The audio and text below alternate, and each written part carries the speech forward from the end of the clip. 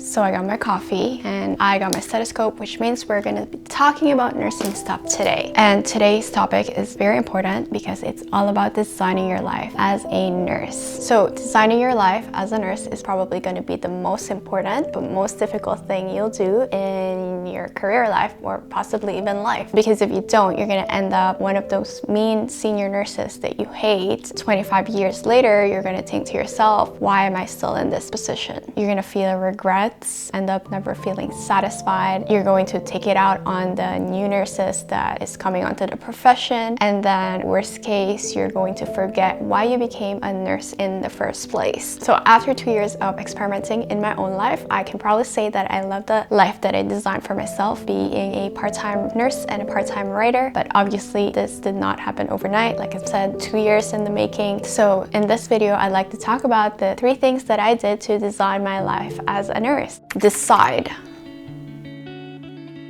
So the very first thing that I did was decide that I was not going to be a nurse forever. Now it might be easy to think that, oh, that's so easy. But if I ask you right now, do you know what you're going to do tomorrow or 5 years from now? You're probably going to say, no, you don't know. And you're going to have a lot of resistance into making a very definite decision as to what you're going to do. So to me, this happened one day when I was working during one of my shifts. A random thought popped into my head, is this going to be my life? After 4 years of school, I'm going to just be doing the exact same job forever. This cannot be it. So to me, that moment was kind of a pivotal moment for me, because I decided that no, it was not going to be my life. I was not going to be in the same job forever, because essentially nursing is almost the same everywhere. But I decided that it was not going to be for me. That was not going to be the case for me. So I'm not sure when that decision will come for you, but you have to have that decision. You have to have that moment of a switch almost in your head where you decide that you're not going to be a nurse forever. Again, it's not easy. You might be full of self-doubts, but just know that after you decide, the second step is commit.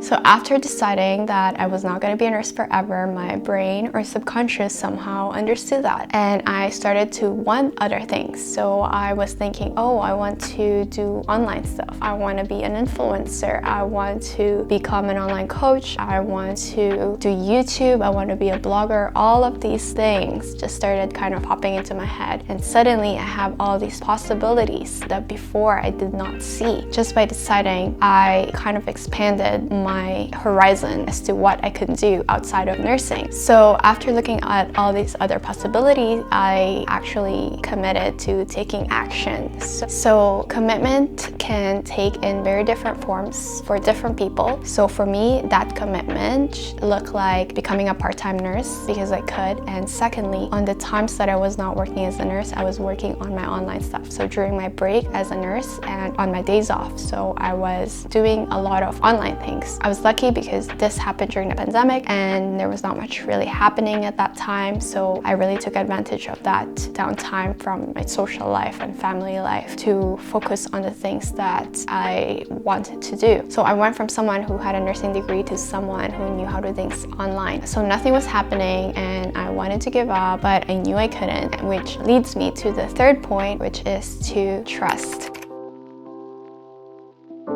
I started to develop this mindset of, if other people can do it, why can't I? Just by having that kind of mindset, I trusted that things would fall into place. So I was showing up online, I was making friends, I was making connections, I was doing the things that I needed to do. I had to trust that things would fall into place. So I wanted to have a remote work and I wanted to have a job basically that I enjoyed. It just was not happening. I was doing freelance writing and it wasn't something that I enjoyed as a full-time writer. So I was wanting to give up. I was doing all sorts of things. I was trying to become an online coach. I was trying to build an audience on Instagram, and I was trying to do so many things basically. I tried to make money in so many different ways. I even made a video and I tried 5 side hustles in 1 year. I made some money out of it, but nothing really stuck that I was like, okay, I'm gonna go into this full time. But still, I trusted the process. For me, that process looked like taking off social media for 4 months, which is very ironic because at that time I wanted to have an online presence. That's what my body and emotional, physical being needed.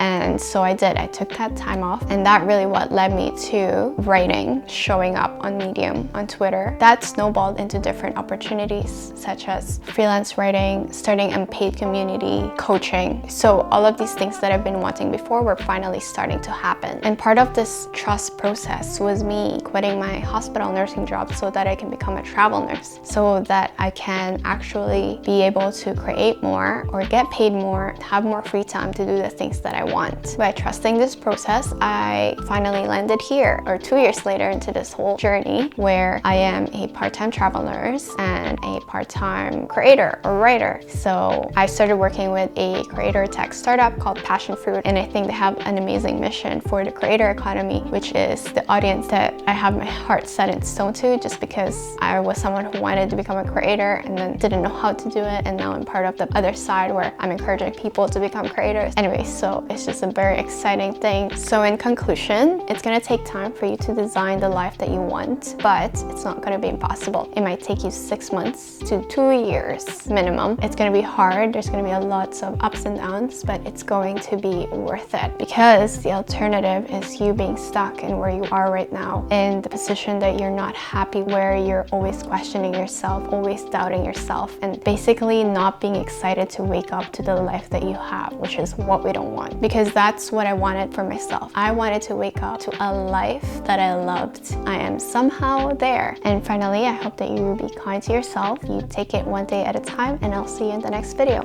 Bye.